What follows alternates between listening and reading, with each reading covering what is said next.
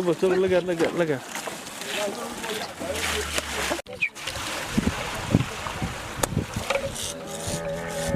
بسم الله الرحمن الرحيم.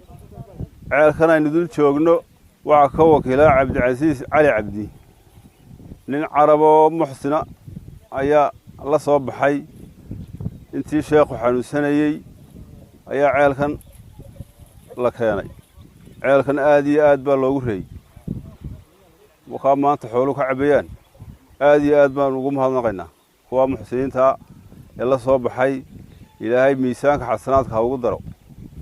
عدي كلا كقبضنا إلهي أقولنا حريصته وحوي إلا إلى الشضو وصدا الله حفظه أيافي عن وحوي يعني مسؤولك تويله دبالق وحن تصل الله عيال شمرك الله حلو يعني يجونا ضيع تيران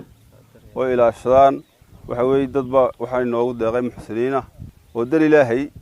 وقلت لقلي مركا وحب هذا الخبر ما يعدد كله السلام عليكم ورحمة الله وبركاته. إلهي يا مهضل وحوي وصوب هاي كا عبد العزيز على عبدي لو سوها قاتيين كعارف وسوها قاتيين فضل خير كاي سكاله يا انت كان لك شيء الا الشيخ لو سوها قاتيين الشيخ يا حاج محمود لو سوها قاتيين انا سو دو لو سوها قاتيين دد uga wakiilaha dad ugu soo hagaajiyay isaga wada uga wakiilaha aamin buuxa ilaahay dambigiisa ha dhaaf ilaahay ha u naxariisto inta kale ilaahay ha u naxariisto ilaahay noo dambi dhaaf kolka ilaahay halkiisa wax khayr lahayn oo soo dhigo يا إذا ما ديش وقوي شوقي إلهي يجينا سيدي ha ka dhigo tacabkana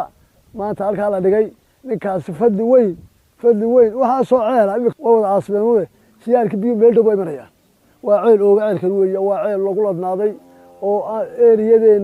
eeriyadeena soo dhan ceelka saw ooga waa kii lagu halgamayay halkaas xaradii lagu halgamayay wadka lagu xoreeyay ya ilaahay noo wanaashiyo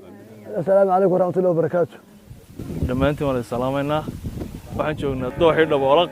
ceelkan maanta laga cabayay adarkaysan waa ceelkii uu soo diray Cabdi Casiis Cali Cabdi nin muxsino caraba ku soo hagaajiyay xilligii Sheekh Aadan Allah raxmay uu xanuunsanayay marka muddo dib u dhacay laakiin maanta waa ka laga cabayo Cabdi Casiisna waxaan leenahay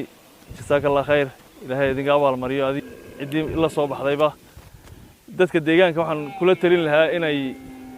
daryeelaan ceelasha marka loo qabto ee loo xidho xilliga gugow ceelashu way asmaaninta badan marka inay iyana maadaama waqaf loo soo bixiyo lagu caawiyo iyana ay ka faa'iideystaan xoolihiina ka cabayaan inay iyaguna daryeelaan oo dhoobo qaadaan oo qofkii ceelkan waqafka ula soo baxay markaas ugu dambayso kama warhaynayo laakiin inay dadkan iyaguna daryeelaan oo dhoobo qaadaan. Assalaamu calaykum waraxmatullaahi wabarakaatuh.